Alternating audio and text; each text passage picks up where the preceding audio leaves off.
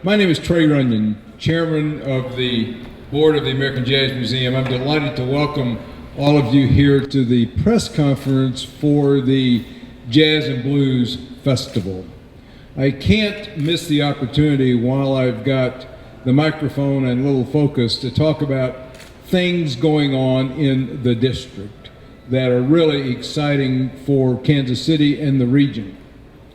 First of all, the month of August, almost all the month of August, is going to be the celebration of Charlie Parker and Charlie Parker's Jazz, done along with Kansas City Alive, and all of the jazz entities in Kansas City are participating in this. It's going to be terrific for the region and for jazz. Obviously, there'll be a lot of activities here in the district as well, in the atrium, in the Blue Room, and other places. Also in the month of August is the Jazz Walk of Fame. And you may have seen that in the Kansas City Star's Thursday edition last week, where there are selected icons in jazz who will be memorialized in the street with a Jazz Walk of Fame. There will be a concert that Saturday evening that will feature local and national musicians. It'll be a terrific event. That's on the 23rd of August here in the district. That'll be part of all the activities going on. In the first part of October, the Changing Gallery over to my left, your right, will open with a program called Jazz Then and Now, which will feature a whole new display of jazz art. There will be seminars and panels and a lot of activities around jazz then and now. And that'll be opening October 1st, and then the purpose of this morning is the October 11 Kansas City's 18th and Vine Jazz and Blues Festival. This morning you will hear about the headliners and the artists that will be part of that. You'll see the unveiling of the poster for this event. And if you recall, we retitled this last year, Kansas City's 18th and Vine Jazz and Blues Festival, to focus on obviously Kansas City and the historic importance of 18th and Vine. It's done exactly what we expected, which was increase more visibility around this festival and its position in Kansas City and at 18th and Vine. All of the great festivals in the world usually have the place, the historic place that made it important, whether it's Monterey, Tanglewood, Memphis, New Orleans, so forth. So last year, a lot of work was done to reestablish Kansas City and 18th and Vine as the name. So my role this morning is to do a couple of commercials, which I did, to make sure that everybody is focused on the primary purpose, which is the October 11th Jazz and Blues Festival headliners and all the things around that, and to welcome you to the Jazz District on a beautiful day in July. So thanks for coming. To get into more details of the program, I'm going to hand the microphone over to our CEO, Greg Carroll, who will take you through some of the details about the festival and probably open up for any questions you may have about other things going on here. So thanks for coming. We look forward to the great coverage around this event and obviously all the other things going on here. So thanks for the help. And here is Mr. Carroll. Thank you, Trey. Gregory? Thank you, Trey. Well, good morning, everybody, and apologize for our little bit of a delayed start today. Our Blue Room air conditioning is out, so we're working on that, but thank you for your flexibility as we made the transition over here to the atrium. As Trey mentioned, you're in for a treat for this year's 2014 version of Kansas City's 18th and Vine Jazz and Blues Festival. And I understand the first thing we're going to do is unveil the poster, right? The gentleman who has done the poster art for it has done this work for us every year since the inception of what then was called the Rhythm and Ribs Jazz and Blues Festival, and his name is Mr. David Terrell. And this year's poster sort of reflects a continuation of our dedication to jazz soloists, jazz instrumentalists. And so you've seen on past posters, we're featuring a saxophone player, or we're featuring a trumpet player, or we're featuring a vocalist, and last year we featured a piano player. So to continue that tradition and to hopefully eventually build out our ensemble, this year we're happy to unveil the Jazz District drummer. And so if you will, can someone help me with this? Chris, can you give me a hand here? let's do the unveil. You want to put this up here? Okay, here we go. Drum roll, please. As the poster falls off. How about that, huh?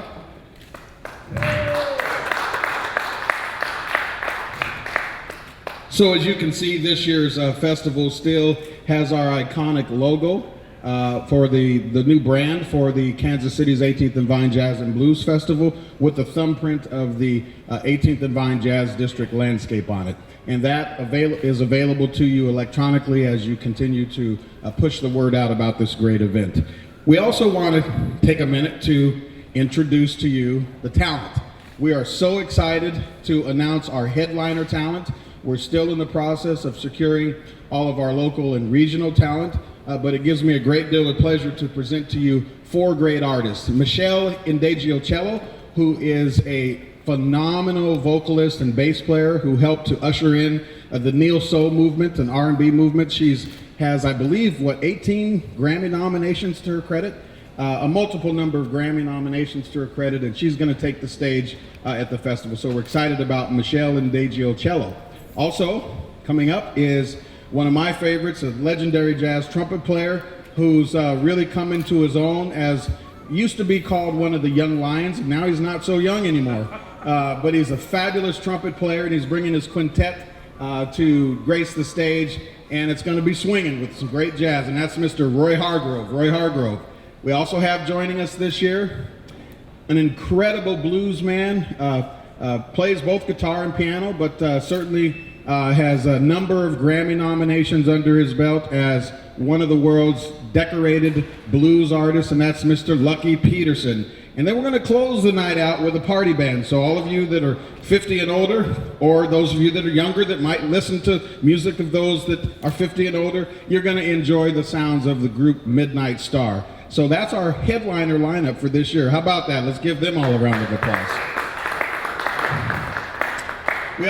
We couldn't do this festival without the support of all of our great sponsors who really step up to the table to help us to make this festival happen.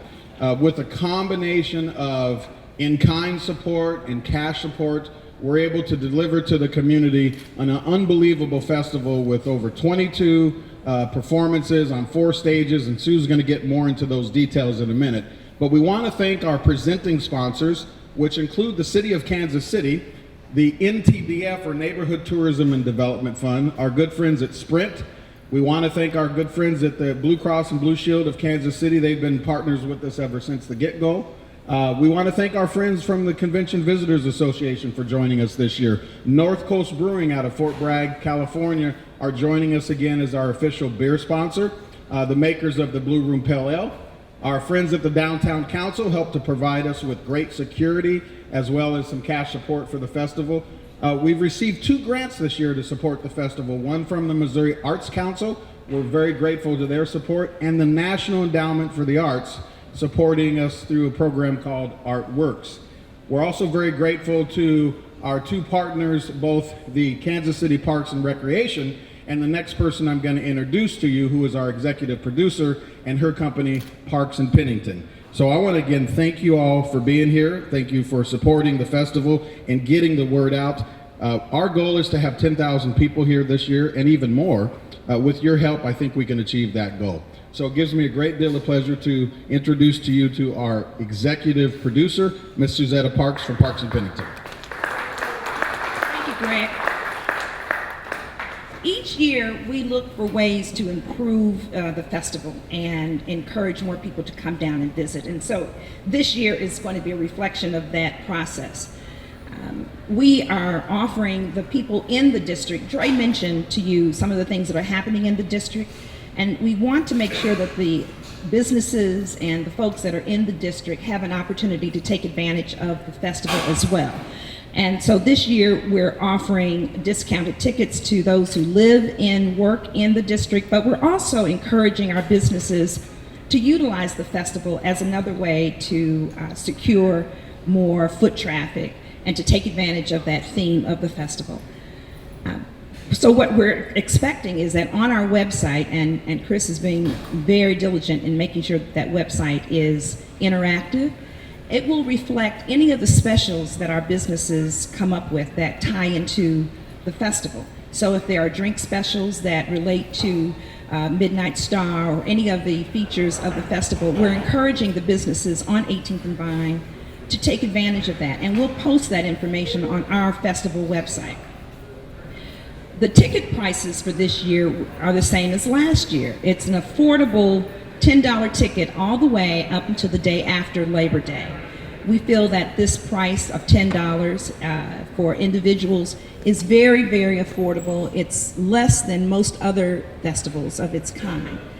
And if you have children under 12, those guests are absolutely free.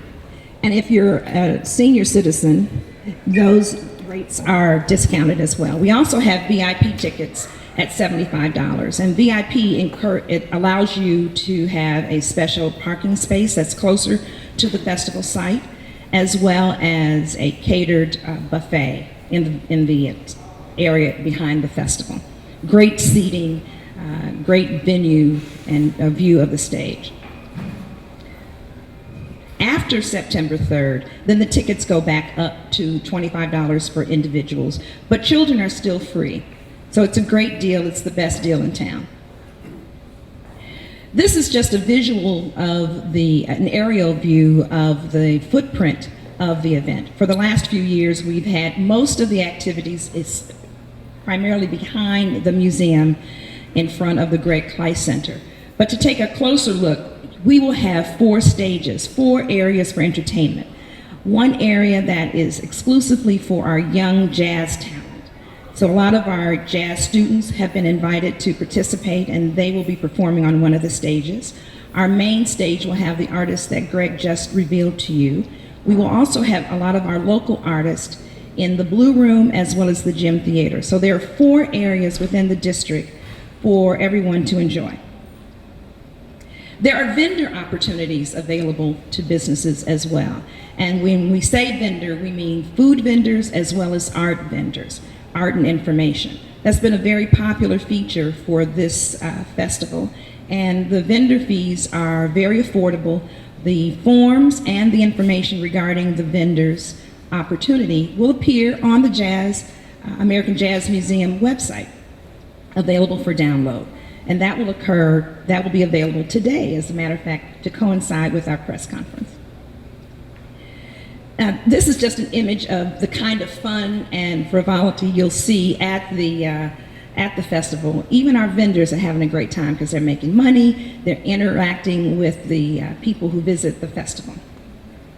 So it's a great time for everyone. Later today, we have an event for the stakeholders, the businesses and people who live in the district, to share with them all of the opportunities that they have. So we're very excited about this year's program, and we encourage all of Kansas City to come on down to the Vine, where they can have a great time, meet a lot of different people, and just have a wonderful musical and cultural event here on the Vine.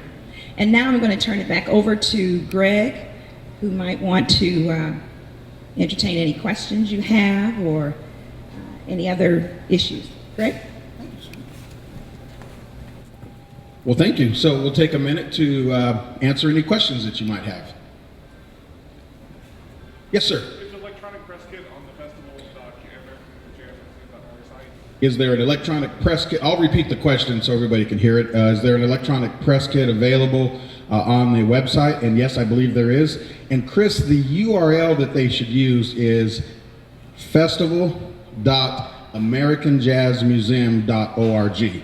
So if you go to that site, that'll take you right to the landing page of the Jazz and Blues Festival. And if you forget that, just go to American Jazz Museum, click on Performances, and then under the Performance tab, you'll see a pull down, select Festival, and that'll take you to the same page, okay?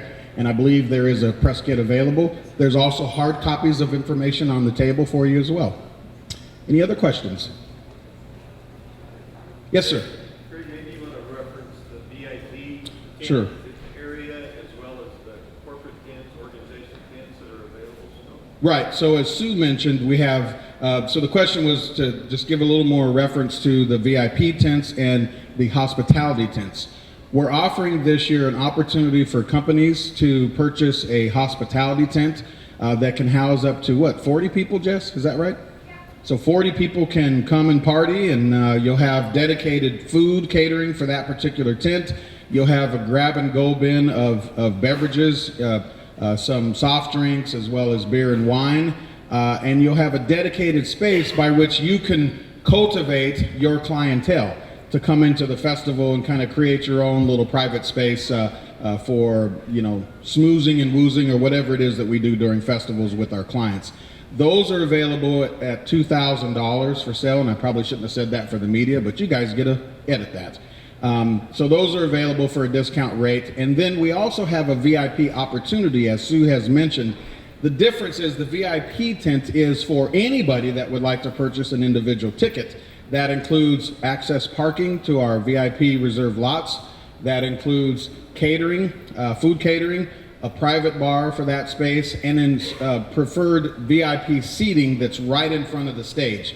And those are a discounted ticket, and there's special credentials that you get for that particular ticket. Did that answer your question, Mike? Okay. So let me tell you about another component of the festival, which is very important, and I feel bad for forgetting it. One of the very important things is our education component we call Jazz Links. The education component allows us to connect with local schools and universities and give them an opportunity not only for a performance experience here at the festival, but also an opportunity for them to have jazz master classes, writing master classes, and then young people, very young kids, get an opportunity to participate in our sort of children's art zone where they get a chance to make jazz art with Bonnie Brown. We will do that again this year. We're still in the process of determining our artist in residence who will come out of the pool of our headliner talents that will be here to work closely with the students behind the scenes. Any other questions? Okay, so with that, we want to encourage all the media to take the information with you. As we said, go online to the website to download all of our PR, the press kit information. And if you need any information that you're not getting from those sources, feel free to contact Chris Burnett. Chris Burnett, can you raise your hand? Everybody probably knows Chris. He's our marketing manager here. You can catch him at C. Burnett, or his business cards are inside the envelope, so I won't tell you that information, but do reach out to Chris. We also want to encourage you to stop by and enjoy some of the goodies that we have here for you. We can stay around for a little bit and continue to have a conversation. And then lastly, I want to thank a few people. I want to thank all of our hardworking staff here at the American Jazz Museum that are going to become full tilt in a minute as we start to turn the corner of the festival. I want to thank Suzetta Parks, our executive producer, and I want to thank Don and Phil back there from the IMC Group, our PR firm, for helping us to get the word out as well. You'll be hearing from us a lot more in the future, and thank you all for being here this morning. Have a great day.